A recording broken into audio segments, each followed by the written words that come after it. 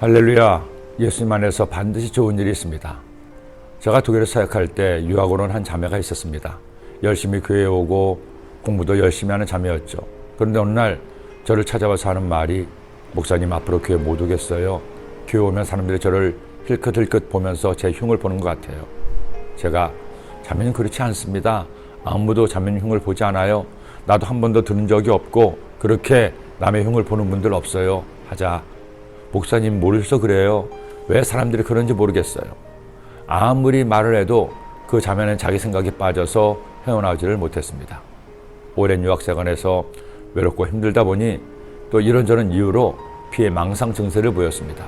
그러다 보니 본인도 힘들고 다른 사람들도 욕문도 모른 채 욕을 먹기도 했습니다. 다행인 것은 한국으로 돌아와서 그 증세가 사라지고 정상으로 돌아온 것이었죠. 간혹 이처럼 마음에 병이 든 분들이 있습니다. 사람들이 자신만 왕따를 시킨다, 사람들이 자신을 해치려 한다며 주변 사람들을 힘들게 하기도 합니다. 몸이 아프면 병원에 가서 치료를 받아야 하는 것처럼 마음이 아플 때도 꼭 치료를 받아야 할 것입니다. 그런데 사울도 이런 피해 망상증에 시달렸습니다. 모든 사람이 다윗의 편을 들고 자신을 따돌린다는 겁니다. 심지어 자신의 아들 요나단이 다윗과 짜고 자기를 죽이려고 하는데도 아무도 자신의 편을 들지 않는다고 신하들을 작달하니 신하들도 너무나 힘들었습니다. 그런데 이런 사울의 불같은 성정에 기름을 부은 신하가 있습니다. 사울왕의 목자장이었던 에돔 사람 도액이죠. 그는 제사장 아히멜렉이 다윗에게 진사병을 줄 때 상막에 있었습니다. 그런데 사울 왕이 다윗 욕을 하는 걸 보며 이때야말로 자신이 출세할 기회라고 여겨 고자질한 겁니다. 그때 에돔 사람 도액이 사울의 신하 중에 섰더니 대답하여 이르되, 이세 아들이 노베 봐서 아히두베 아들 아히멜렉에 이른 것을 내가 보았는데 아히멜렉이 그를 위하여 야훼께 묻고 그에게 음식도 주고 블레셋 사람 골리앗의 칼도 주도이다. 이 말을 들은 사울은 이제 자기의 화를 풀 대상을 찾았습니다. 사람을 보내 제사장 아히멜렉과 노베에 있는 제사장들을 모두 불렀습니다. 그리고 아히멜렉에게 왜 반역자 다윗을 도왔냐고 하자 아히멜렉은 담대하게 직언을 했습니다. 다윗은 왕의 신하 중에 가장 충성하는 자고 자신이 기도해도 하나님을 사랑하는 사람인데 왜 죽이려 하느냐는 거죠. 더 열을 받은 사울왕이 호위병들에게 아히멜렉과 제사장들을 죽이라고 하자 아무도 죽이려 하지 않았습니다.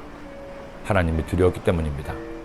사울왕은 에돔 사람 도액에게 죽이라고 명했고 하나님을 두려워하지 않는 도액은 절대 해서는 안 될 만행을 저질렀습니다.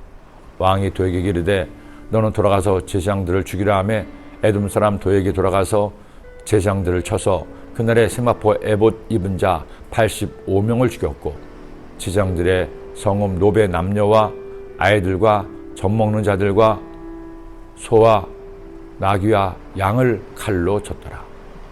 끝내 사울왕이 선을 넘었습니다. 절대로 해서는 안 될 짓을 저질렀습니다. 그것도 이스라엘 사람은 하나님을 두려워해서 지시에 따르지 않자 이방인을 시켜 제사장들을, 그것도 아이들마저 죽인 겁니다. 이 만행은 사울 집안의 모든 남자들이 죽음을 당하는 계기가 되었습니다. 제3, 시기와 질투가, 미움과 원망이 사람에게 얼마나 무서운 독인가를 알려주는 사건입니다. 여러분, 남을 미워하지 마세요. 다른 사람이 나보다 잘났다고 잘나간다고 시기하지 마세요. 남과 비교해서 스스로를 미워하지 마세요. 행복은 남과 비교해서는 얻을 수 없습니다.